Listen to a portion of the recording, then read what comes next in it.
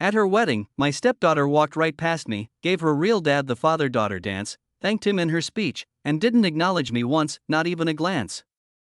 I sat through it all in silence. But after the cake was cut and the guests left, she walked over, smiled, and handed me the bill. I looked at it, then at her, and walked right out without saying a word. The crystal chandeliers of the grand ballroom cast a warm, golden glow on the sea of smiling faces, but all I could feel was a chilling emptiness. My stepdaughter, Isabella, was a vision in her white gown, a radiant smile gracing her lips as she glided across the dance floor with her biological father, Mark. I sat at my table, a ghost in a tailored suit, my heart a leaden weight in my chest. She had walked right past me, her eyes sweeping over me as if I were a stranger, a piece of the furniture. The father-daughter dance, a moment I had dreamed of since she was a little girl, was a spectacle of my exclusion. Mark, a man who had been a fleeting shadow in her life, was now the star of the show, his arm wrapped possessively around her waist. I had raised her, held her when she cried, taught her to ride a bike, and now, on the most important day of her life, I was invisible. The silence at my table was deafening, a stark contrast to the joyous music that filled the room. My wife, Sarah, Isabella's mother, squeezed my hand, her eyes filled with a mixture of pity and confusion. She didn't understand, and neither did I. The speech was even worse. Isabella, her voice trembling with emotion, thanked Mark for his unwavering love and support, for being her rock, her hero. Not a single word for me. Not a glance, not a nod, not even a fleeting acknowledgement of the 20 years I had poured my heart and soul into being her father. I felt a wave of nausea wash over me, the champagne in my glass turning to acid in my stomach. I wanted to scream, to demand an explanation, to shatter the perfect facade of this picture-perfect wedding. But I didn't. I sat there, a silent statue of betrayal, my smile a carefully constructed mask. The cake was cut, a towering confection of white and gold, and as the guests began to depart, a sliver of hope flickered within me. Maybe now, with the prying eyes gone, she would come to me, explain everything, and we could salvage what was left of our fractured relationship. She did walk over, her smile as bright as ever, but instead of an apology, she handed me a piece of paper. The bill. The bill for the entire wedding. I stared at it, the numbers blurring before my eyes, a cold, hard knot forming in my throat. I looked at her, at the woman I had loved as my own, and saw a stranger. Without a word, I stood up, dropped the bill on the table, and walked out of the ballroom, leaving behind the wreckage of my heart. The cool night air was a welcome shock to my system, clearing the fog of my disbelief. I didn't go home. I couldn't face Sarah, not yet. I drove for hours, the city lights a blur of color through my tear-filled eyes. The questions swirled in my mind, a relentless storm of confusion and pain. Why? Why would she do this to me? What had I done to deserve such a cruel and public humiliation? The next morning, I found myself in front of a small, unassuming office building. I had an appointment with a private investigator, a man I had contacted a few weeks ago, a nagging suspicion in the back of my mind that something was amiss. I had dismissed it as pre-wedding jitters, a father's anxiety, but now, the pieces were starting to fall into place. The investigator, a gruff man with a kind face, handed me a file. Inside were documents, photographs, and a detailed report that unraveled a web of deceit and betrayal that stretched back years. Mark, the hero of Isabella's speech, was not the man he appeared to be. He was a con artist, a master manipulator who had been preying on wealthy women for years. And Sarah, my wife, was his next target.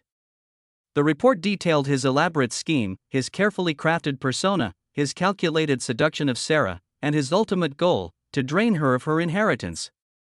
The wedding was the final act, a grand performance designed to isolate me, to paint me as the villain, the obstacle in their path to happiness. My heart sank as I read the report, a sickening realization dawning on me. Isabella wasn't the cruel, ungrateful daughter I had imagined. She was a pawn in her father's twisted game, a victim of his manipulation. I had to save her, to save them both. I spent the next few days gathering evidence, working with the investigator to build an airtight case against Mark. We uncovered a trail of broken hearts and empty bank accounts, a string of women who had fallen for his charm and paid the price. I also discovered something else, something that chilled me to the bone. Mark had a history of violence, a dark side that he had managed to keep hidden from his victims. I knew I had to act fast, before he could harm Sarah or Isabella. I arranged a meeting with Sarah, choosing a neutral location, a small cafe where we had our first date. She was defensive at first, her eyes filled with a mixture of anger and hurt. She accused me of abandoning her, of ruining Isabella's wedding. I let her vent, her words a torrent of pain and confusion. When she was done, I handed her the file. She read it, her face growing paler with each page, her hands trembling as she looked at the photographs of Mark with other women, the evidence of his double life. The truth was a bitter pill to swallow, but it was undeniable. The final piece of the puzzle fell into place when Isabella arrived. She had been following me, her eyes red and swollen from crying. She confessed everything, her voice choked with sobs.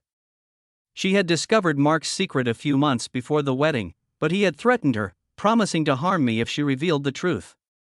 The wedding was a charade, a desperate attempt to protect me, to keep me safe from the man she had once called her hero. The reunion was a torrent of tears and apologies, a raw and emotional outpouring of love and regret. We were a broken family, but we were together, and that was all that mattered.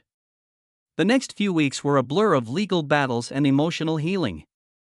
Mark was arrested, his reign of terror finally over. The wedding was annulled, a painful reminder of the nightmare we had endured. But through it all, we clung to each other, our bond forged in the fires of adversity. We were not the same family we were before, but we were stronger, more resilient, and more grateful for the love that had brought us back together. The scars remained, a permanent reminder of the pain we had endured, but they were also a testament to our survival, to the power of love to overcome even the darkest of betrayals. And as I watched Isabella and Sarah, their laughter filling the room, I knew that we would be okay. We were a family, and that was all that mattered. The road to recovery was long and arduous, but we walked it together, hand in hand, our hearts filled with hope for a brighter future. The wedding, once a symbol of our brokenness, became a symbol of our resilience, a reminder that even in the darkest of times, love will always find a way to shine through. And as I looked at Isabella, my daughter, my heart swelled with a love that was stronger than any betrayal, a love that had been tested and proven true. I was her father, not by blood, but by choice, and that was a bond that no one could ever break. The memory of the wedding still stings, a faint echo of the pain I felt that day. But it is no longer a source of bitterness or resentment. It is a reminder of the fragility of trust, the importance of communication, and the enduring power of love. It is a reminder that sometimes, the most painful experiences can lead to the most profound moments of healing and growth. And for that, I am grateful. The story of our family is not a fairy tale, but it is a real story, a story of love, loss, and redemption. It is a story that I will carry with me always, a reminder that even in the face of unimaginable betrayal, love can and will prevail. And as I look at my family, my heart is filled with a sense of peace and gratitude, a quiet joy that transcends the pain of the past. We are survivors, we are a family, and we are stronger than ever before.